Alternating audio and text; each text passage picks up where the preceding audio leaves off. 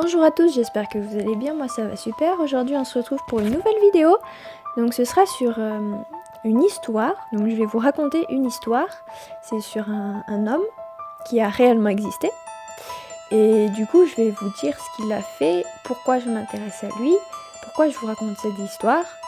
Voilà, vous en saurez plus pendant la vidéo. Et donc restez jusqu'à la fin parce qu'il y aura un petit bonus. Voilà, allez c'est parti. Ah oui, sachant que j'ai fait cette vidéo avec un autre youtubeur, il s'appelle Noprix, je vous mets sa chaîne en description. John Wayne Gacy est l'exemple parfait démontrant qu'on ne connaît jamais réellement son voisin. Homme respectable, s'engageant dans plusieurs causes, Gacy n'en demeure pas moins l'auteur de 33 meurtres de jeunes hommes, faisant de lui l'un des plus grands tueurs en série de l'histoire américaine. Dossier criminel, le clown tueur. Son mode opératoire consiste à menotter les victimes, les torturer et les violer, sachant que toutes les victimes sont des jeunes hommes. Il torture ses victimes de plusieurs façons, en faisant couler de la cire de bougie fondue sur les corps ou en noyant à plusieurs reprises dans une baignoire. Il urine sur les victimes et les viole avant et après de les avoir tuées. Le 21 décembre 1978, 26 cadavres sont retrouvés enterrés ligotés, un tissu enfoncé dans la bouche. 3 autres corps dans sa propriété et les corps de ces 4 dernières victimes sont repêchés dans une rivière. Ses voisins se plaignaient d'odeurs venant des sous-sols de la maison de Gacy. Celui-ci prétextait avoir des problèmes d'égout bouché. Il sera exécuté le 10 mai 1994. Qui est réellement John Wayne Gacy? Pourquoi et comment est-il devenu un tueur en série? Nous allons le découvrir. Si vous apprenez du jour au lendemain que votre aimable et chaleureux voisin est un meurtrier aussi méthodique que glacial, comment réagirez-vous? C'est ce qu'ont vécu les habitants de Chicago en 1978, lorsque la police a procédé à l'arrestation puis a dévoilé les sordides meurtres de John Wayne Gacy, l'un des plus grands tueurs de l'histoire des États-Unis qui fut également connu sous le nom de clown tueur. Une enfance parsemée d'agressions.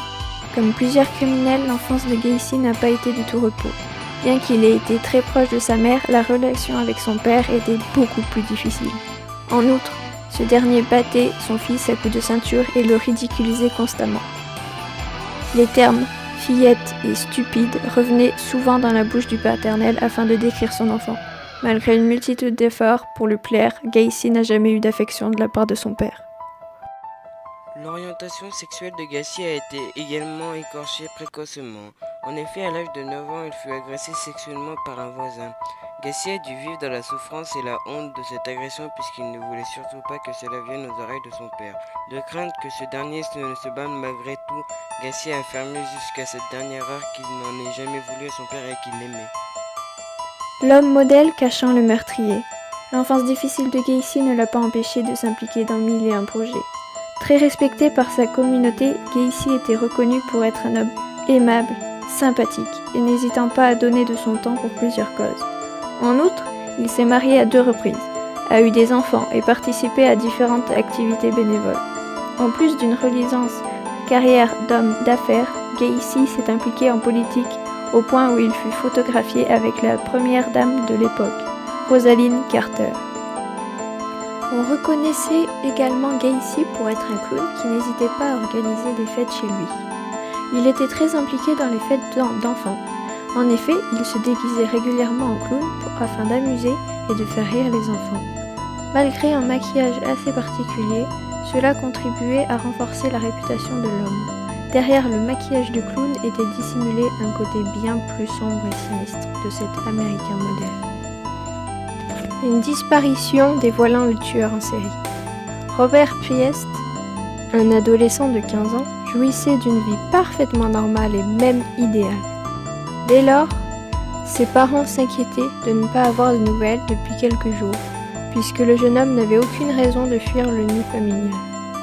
Alertant les policiers, ces derniers mèneront une enquête qui les conduira à un homme ayant offert un emploi d'apprenti mécanicien à l'adolescent, tout juste avant sa disparition. Le nom de cet homme, plein de bonté, John Wayne Gacy.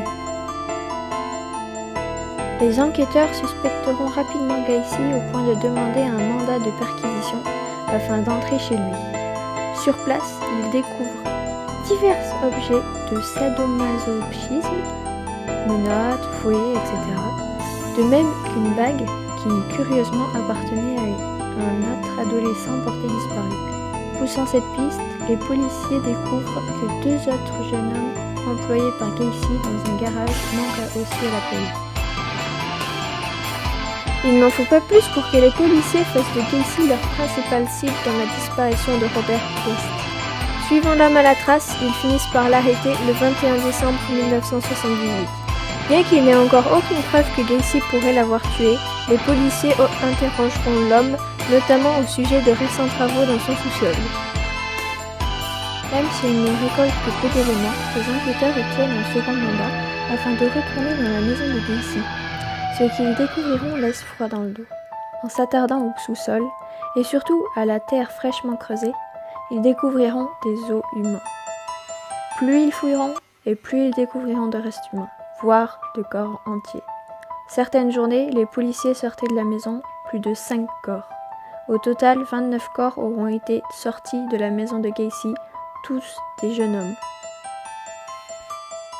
Le violeur et tueur. Même s'il a proclamé son innocence jusqu'à son dernier souffle, la preuve contre Gacy était accablante. Après tout, comment expliquer la présence d'autant de cadavres sur le terrain de son propre domicile? Pire encore, à un certain moment, Gacy a indiqué aux enquêteurs où se trouvaient 4 autres corps, dont celui de Robert Piest. À l'endroit précis mentionné par Gacy, les policiers ont découvert les restes de 4 dernières victimes de Gacy, portant le total à 33.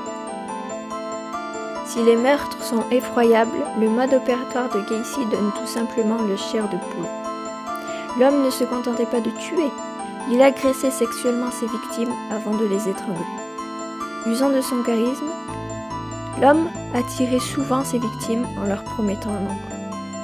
Il arrivait aussi qu'il joue la comédie et qu'il fasse croire qu'il était en autorité pour berner ses victimes. Par exemple, il a déjà confondu un jeune homme en allumant et fermant ses phares de voiture, puis en lui montrant un faux badge de police. Puis, une fois que Gacy avait sa victime à sa merci, il l'emmenait chez lui, la torturait, la violait, puis l'étranglait. Une croix à laquelle était attachée une corde a notamment été utilisée afin de faire suffoquer des jeunes hommes. Gacy a tenté de trouver plein d'excuses pour expliquer les meurtres et la découverte d'autant de cadavres dans son sous-sol. À chaque argument des policiers, il avait une réponse. Il a même déclaré qu'il n'avait pu commettre autant d'agressions seul et a accusé d'autres personnes comme étant ses complices. Pire, il a même déjà déclaré que ce sont ses victimes qui le séduisaient et qu'il avait forcé à les tuer. Lors de son procès, Gacy a tenté de plaider la folie. Plusieurs psychiatres se sont prononcés sur son cas et divers diagnostics ont été établis, incluant une personnalité limite de même qu'une schizophrénie paranoïde. Or, le jury a rejeté cette défense en raison de ses activités fort respectables dans lesquelles il était impliqué. De plus, s'il était fou, s'il ne savait pas ce qu'il faisait, pourquoi conservait-il autant d'objets de torture chez lui? Après seulement un vote, le jury a conclu à la culpabilité de Gacy et ce dernier fut condamné à mort. Jamais il n'a cru à cette peine, ayant même mentionné à son avocat qu'il ne mourrait pas, et ce, quelques heures avant d'être exécuté. John Wayne Gacy est l'un des plus grands meurtriers en série de l'histoire des États-Unis. Peu de tueurs ont fait autant de victimes et le cas de cet homme est encore étudié aujourd'hui par les experts. Qu'est-ce qui a pu pousser cet homme d'affaires, ce clown pour enfants, à tuer autant? Comment expliquer tous ces meurtres? Une psychiatre s'était prononcée à ce sujet et avait déclaré que Gacy était devenu accro au meurtre, comme un drogué devient accro aux substances qu'il consomme.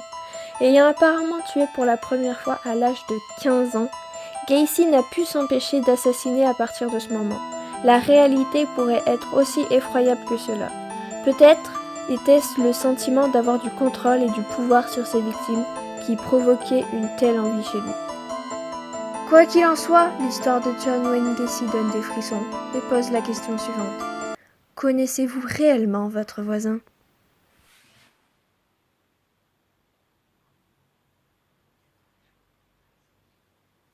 Pire, il a même déjà déclaré.